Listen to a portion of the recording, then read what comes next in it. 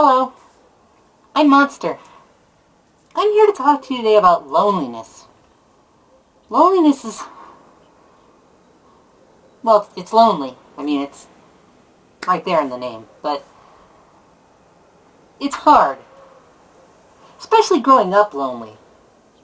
You see everyone else and they seem to have friends and family. And if you don't have those things, well, it can make you feel really bad about yourself.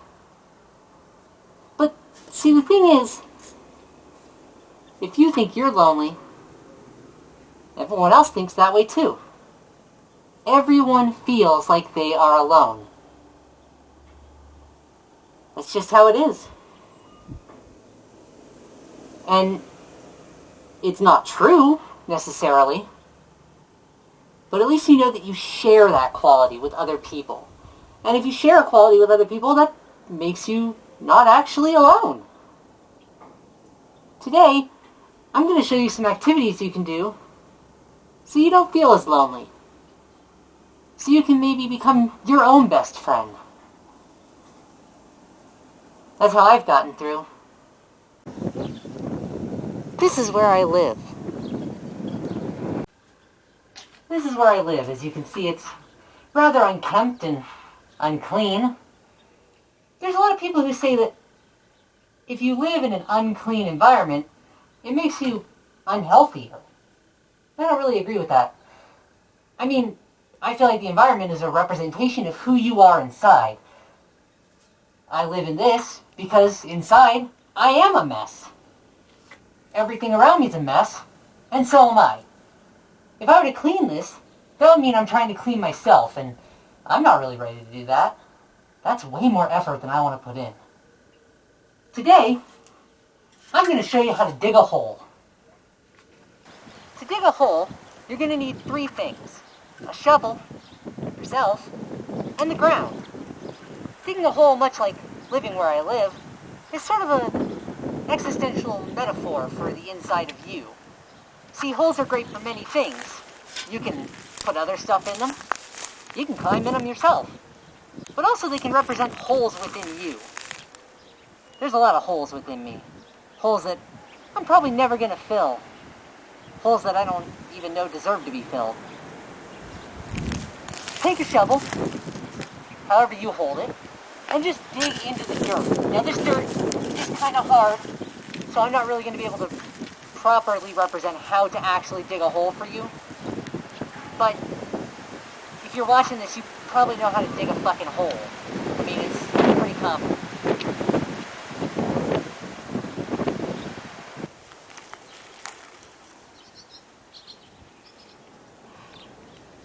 Another way you can deal with your crippling loneliness, which, let's not deny, we all have, is to go outside and smell the flowers. People always tell you to stop and smell the roses, right? Well, I don't have roses, so I'm just kind of having to wing it. But smelling flowers is nice. I mean, I can't smell, but other people can. It can help them, I'm assuming. And, you know, it helps you not feel so alone if you're around other living things. Flowers are a living thing. Now, they can't talk to you, and if they can, please see a doctor immediately.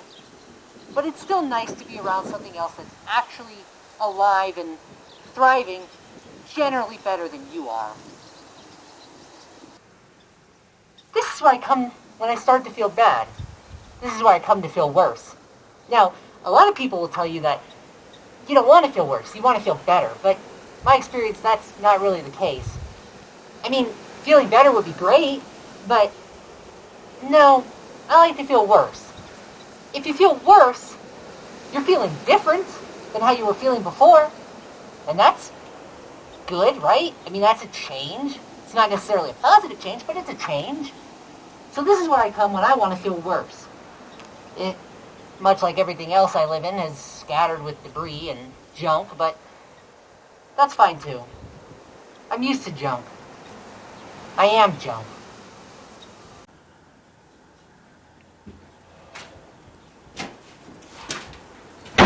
Now, a lot of people will tell you that there's something wrong with being alone. But there really isn't.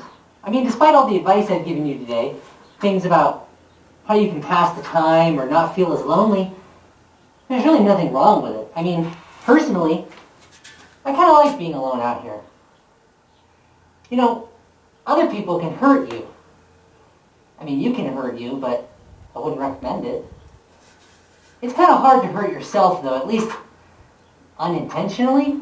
You have to put in effort to hurt yourself. Other people just do it without thinking. So there's perks to being all by yourself in the middle of a shack, I guess, is what I would call this. But it really depends on you and how you feel.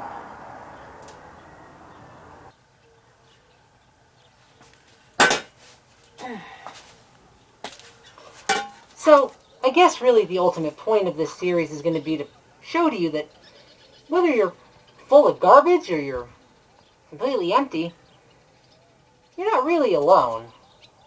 Because odds are, if you're watching this, then society's called you a monster. Society called me a monster too. I guess that means we're both monsters, and that means we can be friends. That means neither one of us are alone.